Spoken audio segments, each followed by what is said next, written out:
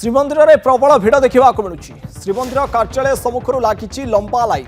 महाप्रभु दर्शन पर घंटा घंटा अपेक्षा करुँच श्रद्धालु। श्रीमंदिर में नीति विलंब जो एभली परिस्थिति सृष्टि होती।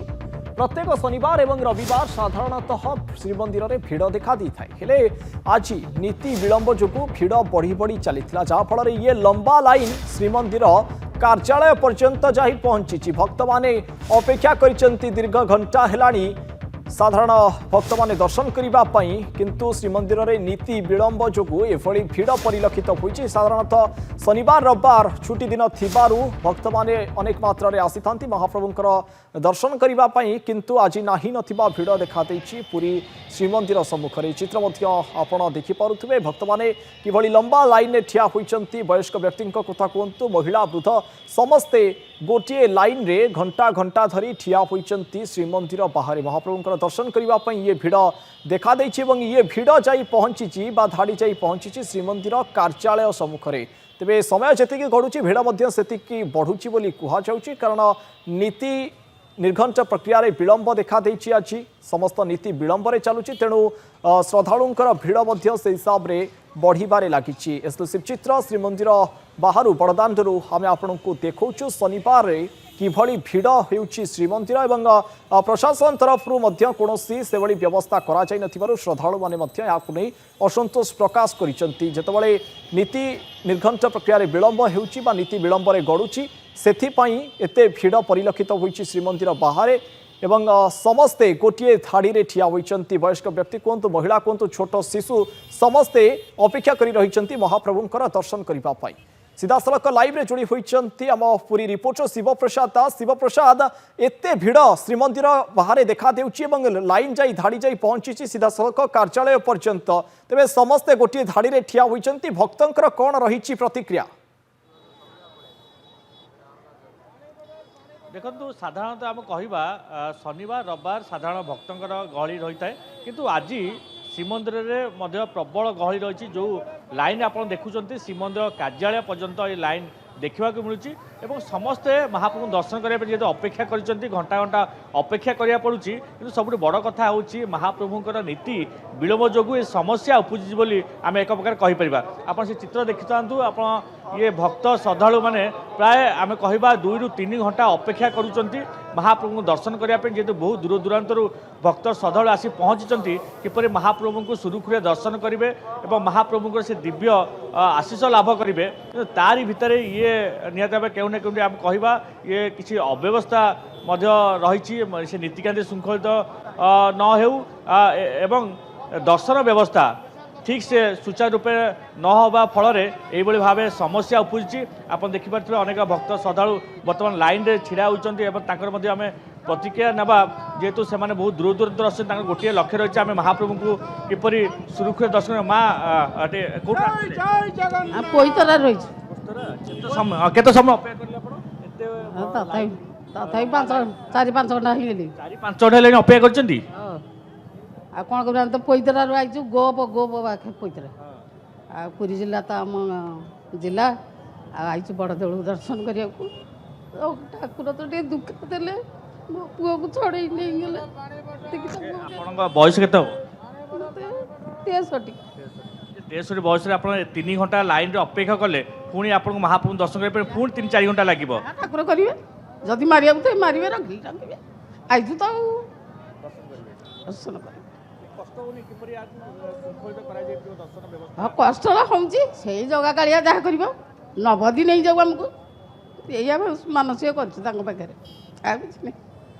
निश्चित भाव शुणुले कौन जड़े देखुले भक्त जो भाव 3 घंटा अपेक्षा करने पड़ुची पुणी महाप्रभु को दर्शन करने पुणी समय लगे तारी भितर समस्ते अपेक्षा कर देखिपे जेहेतु आज द्वार फिटा नीति 6:10 संपन्न होता यहाँ पर नीति जिते आम कहवा एक प्रकार नीति विलंब जेहतु चलुची सकाळ धूप 12:15 सरी जेहतु आ पूर्वर जो पहली भोग जो नीति अनुष्ठित होता से समय नीतिकांति सहल कराइला पहली भोग शेष होगा ये नीति आप देखुं विलंब रोचे जहाँफल जो भक्त श्रद्धा मैंने असंतोष व्यक्त कर এবং ନିହାତି ଭାବେ ସମସ୍ତଙ୍କ ସେଇ ସମସ୍ୟା ଗୋଟେ ସମସ୍ୟା ଏତେ ବଡ଼ ଲାଇନ୍ରେ ଯାହାକୁ ଯଦି ଗୋଟେ ଟଏଲେଟ୍ ଲାଗିବ ସେ ଟଏଲେଟ୍ ସମସ୍ୟା ମଧ୍ୟ ନିହାତି ଭାବେ ଦୀର୍ଘ ଦିନ ହେଲା ଦାବି ରହୁଛି। ଆମର ସେବାୟତ ଯୋଡ଼ି ହେଇଛନ୍ତି ବରିଷ୍ଠ ସେବାୟତ।